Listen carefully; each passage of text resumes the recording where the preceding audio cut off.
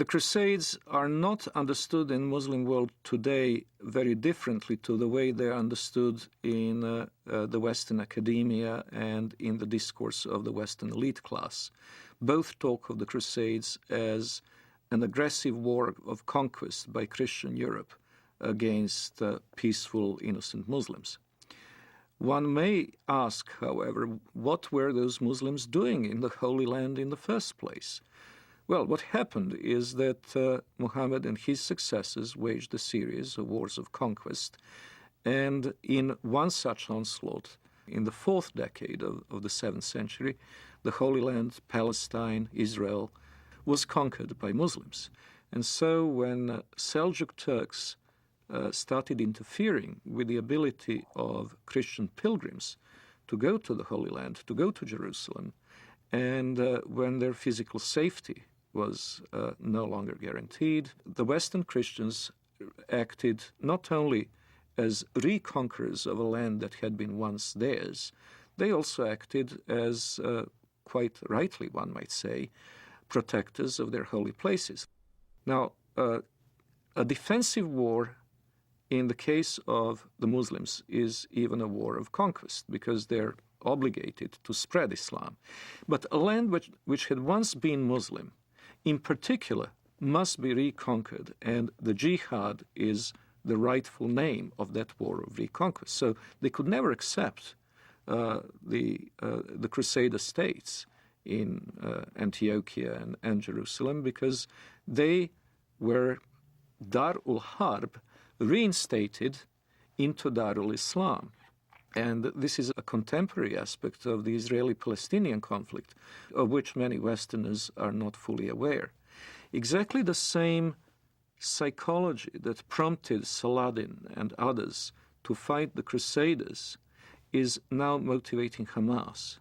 In both cases, it is not only a matter of the nationalistic desire of Arabs to expel European or Jewish settlers, it is also the Quranic obligation of all good Muslims to make sure that the land once ruled by Muslims will be reverted to their rule. From the British historian Hilaire Belloc's The Great Heresies, 1938. It has always seemed to me possible, and even probable, that there would be a resurrection of Islam, and that our sons or our grandsons would see the renewal of that tremendous struggle between the Christian culture and what has been for more than 1,000 years its greatest opponent. The suggestion that Islam may re-arise sounds fantastic, but this is only because men are always powerfully affected by the immediate past. One might say that they are blinded by it. But not so very long ago, less than 100 years before the Declaration of Independence, Vienna was almost taken, and only saved by the Christian army under the command of the King of Poland, on a date that ought to be among the most famous in history. September 11th, 1683.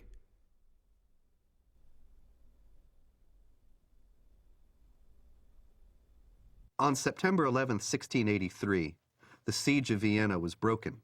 That was the high point of Islamic jihad expansion into Europe. After that, Islam went into decline, and the Islamic world was colonized and in a drastically weakened state. It seems very likely, almost certain as far as I'm concerned, that Osama bin Laden chose September 11th in 2001 to signal that the decline of the Islamic world was over and that the jihadists were back and were going to pick up where they left off in Vienna in 1683. If we look at the tectonic plates between Islamic world and non-Islamic world today, we notice something very interesting, that even very diverse Muslim societies, which cannot be easily branded under one civilizational label, have something in common, and it is the tendency to be in conflict with their neighbors. If we look at the extreme southeastern outreach of Islam, we see East Timor, where Indonesian Muslims slaughtered a third of the population of this former Portuguese colony, who are, by the way, Roman Catholics. In southern Philippines, we see an extremely violent Islamic rebellion, which has been simmering and becoming more or less violent for years. In Indonesia itself, we had religious conflict in the Spice Islands, where the beleaguered Christian minority is in danger of extinction. We have very active Islamic movements, both in Thailand and in China, in Xinjiang. In the Indian subcontinent, the history is tragic indeed. That's where the Holocaust, the Hindu Holocaust, took place in medieval times, a little-known episode in the history of Islam in the Western world, but the one that left a deep traumatic mark on the people of the region, and where the conflict is still latently present in the province of Kashmir. In Africa, there is the constant war in Sudan, which finally has gained some prominence in the Western decision-making circles, but which has been going on for 20 years. And it's impossible to estimate the number of lives it has claimed, but it certainly goes into many hundreds of thousands. There is the constant instability in Nigeria between the resurgent central and northern states, which are increasingly pressurizing the government in Lagos into accepting Sharia law as the law of the land in those provinces. And of course there is Mauritania, where Muslims constantly battle non-Muslim southerners. Then there is of course the Caucasus, Chechnya. And in Europe itself we have the conflict in the former Yugoslavia between the Bosnian Muslims and Serbs and Croats respectively, and the conflict between the Albanians and the Serbs, Albanians and the Macedonians, and quite possibly before too long, Albanians and Greeks. So if we eliminate these conflicts, if we eliminate from the equation Chechnya, the Balkans, Sudan, the world is a pretty peaceful place.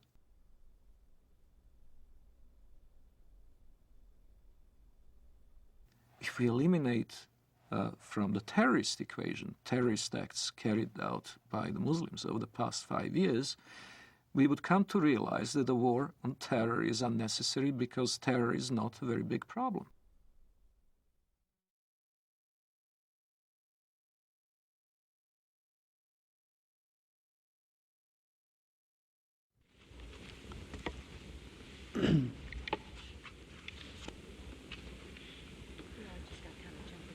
Madam President, Senator from Nevada. I've been on the floor before speaking about Islam and what a great religion it is.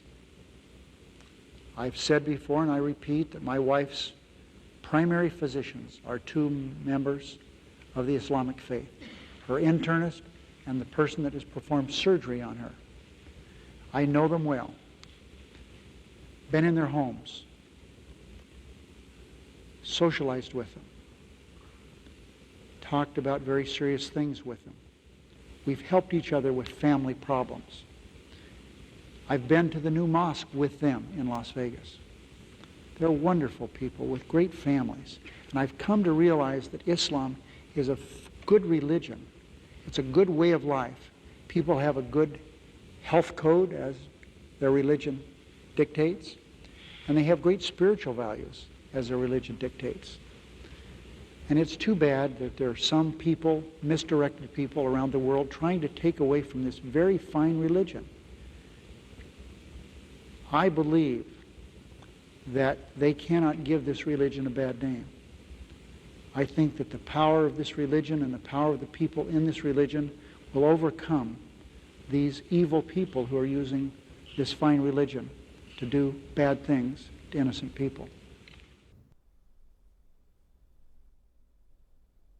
Islam is a religion and a political system that dictates that one must carry out warfare against unbelievers.